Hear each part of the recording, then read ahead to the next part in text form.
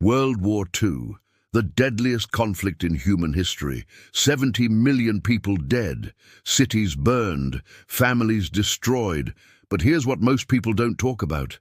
In the middle of all this darkness, ordinary people did extraordinary things.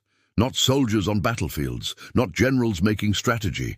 Everyday people who decided that humanity was more important than survival. Today, we're exploring 5 real stories from World War II that will restore your faith in people. These aren't Hollywood myths. These are documented, verified accounts that changed lives and prove that even in humanity's darkest hour, good people still existed. Let's begin. Prague, September 1938. A 29-year-old British stockbroker named Nicholas Winton took a winter holiday. He planned to ski, relax, forget about work. But when he arrived in Prague, he found something that changed his entire life. Tens of thousands of Jewish refugees were fleeing Nazi occupation. They had no money, no papers, no hope. They were crowded into makeshift camps, waiting to be deported, or worse. Most people would have called their embassy, gotten on the next flight home. Nicholas Winton did something completely different. He started making phone calls.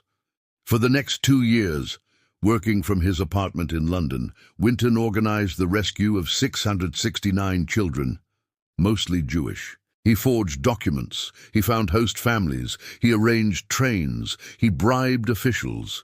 He did everything the modern world would call illegal. And he did it all quietly. Nobody knew, not even his colleagues. In 1939, he arranged one final train, carrying 250 children to safety. That train left Prague just days before Germany invaded. If it had been delayed by 48 hours, those 250 children would have been captured. For 50 years, Winton never told anyone. He worked in stocks and shares. He got married, had children, lived a normal life. Nobody knew he had saved nearly 700 people. In 1988, his wife found a scrapbook hidden in the attic. She showed it to him and asked, "What is this?" Only then did the world learn what he had done, when the BBC surprised him on live television by asking, "How many people do you think you saved?" And the entire audience stood up because they were all people he had rescued. Winton cried, not because of fame, but because he finally understood the impact of his quiet, invisible work.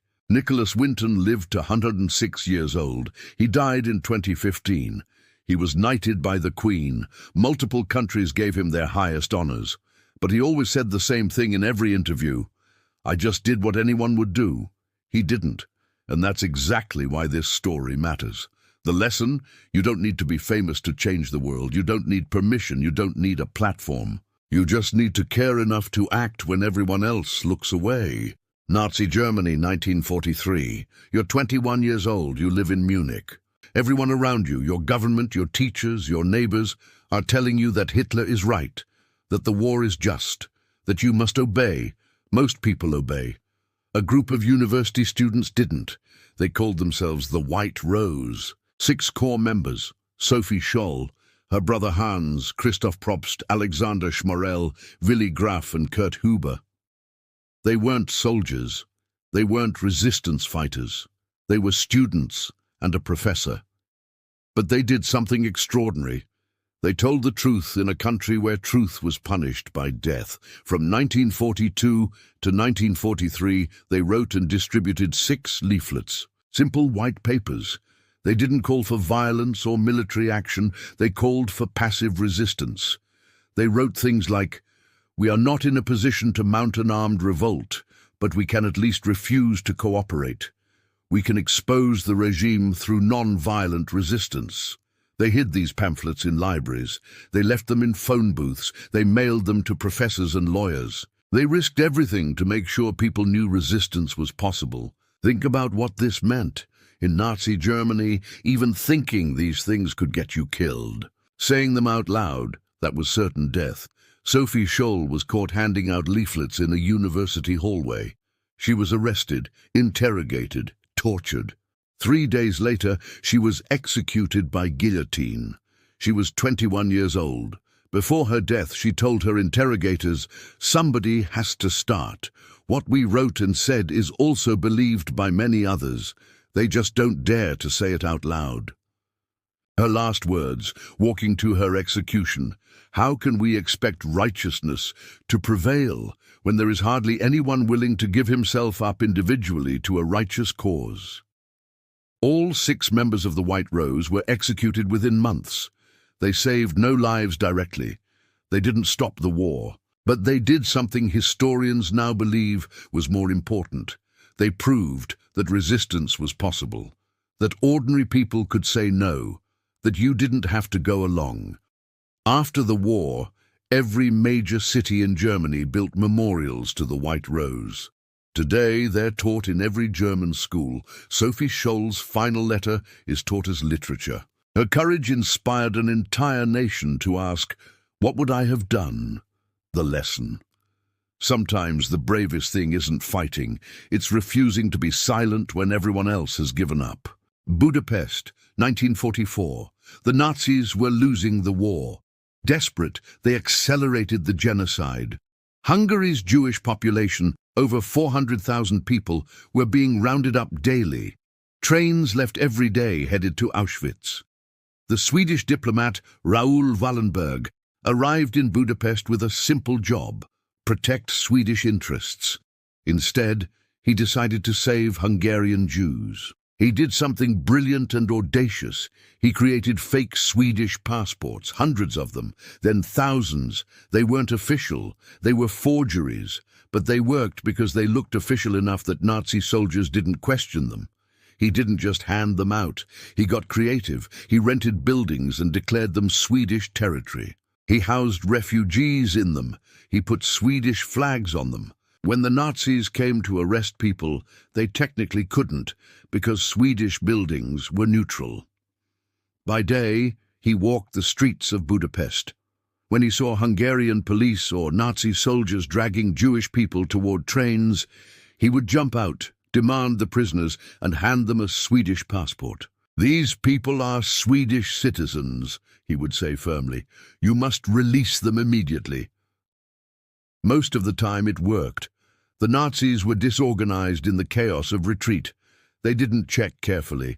A confident man with official-looking papers could often save people.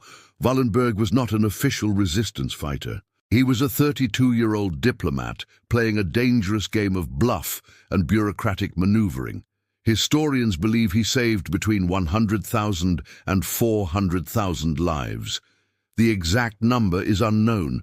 In January 1945, as the Soviets liberated Budapest, Wallenberg was arrested by the Red Army. They thought he was a spy. They were wrong, but it didn't matter. He disappeared into a Soviet gulag. For decades, nobody knew what happened to him. In 1957, the Soviets admitted he had died in prison in 1947. They claimed it was a heart attack, but most historians believe he was executed. The truth died with him. Raoul Wallenberg never married.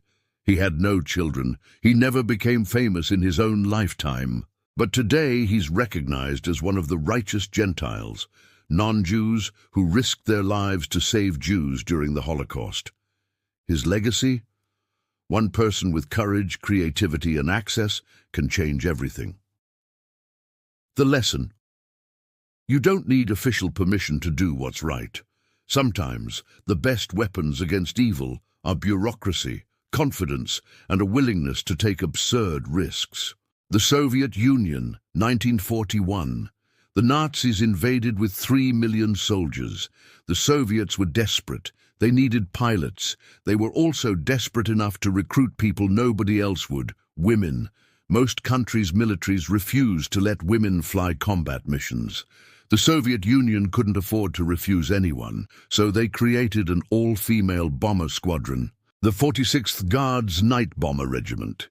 They would become known as the Night Witches.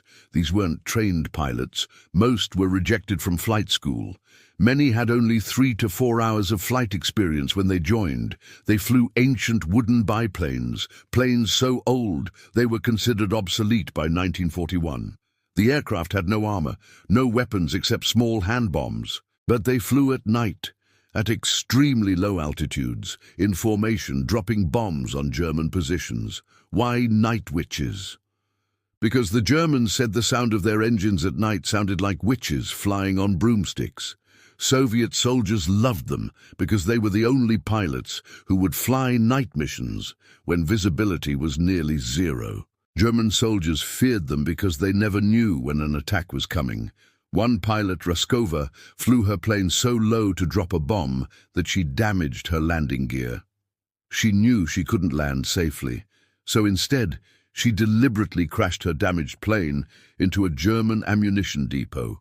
She died on impact, but the explosion killed dozens of German soldiers. That was not unusual. Many night witches deliberately rammed German planes when they ran out of ammunition. It was suicide, but it was also war. 46 female pilots served in the Night Witches. 23 of them were killed in action. Nearly 1,000 bomber runs. No fancy equipment, no advanced training, just extraordinary courage. The Soviet Union awarded them the highest honors. But after the war, their stories were erased from history for decades. The Soviet government didn't want to admit women had been necessary for the war effort. It challenged their ideology. Only in recent years have these women been recognized. Today, there are monuments to them in Russia. Young girls study their names in school. The lesson? Sometimes the people society rejects turn out to be its greatest defenders, and sometimes the bravest thing people do never makes headlines until decades later. The Pacific War was brutal. Japanese and American soldiers fought with incredible ferocity. Surrender was considered shameful on both sides. When Japanese soldiers were captured, they often preferred death to captivity. But some didn't. And a few of them did something remarkable.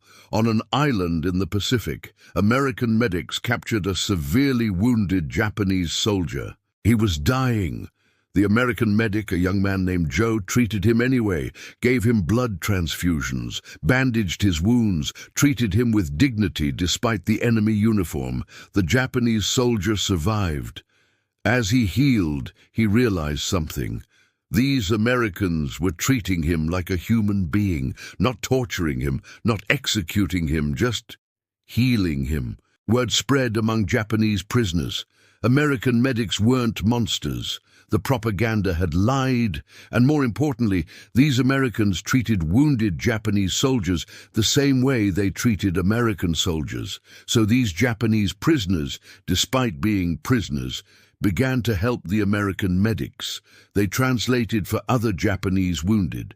They explained medical symptoms. They helped calm terrified Japanese soldiers who had been taught Americans would kill them. Their cooperation saved lives. American medics were overwhelmed with casualties.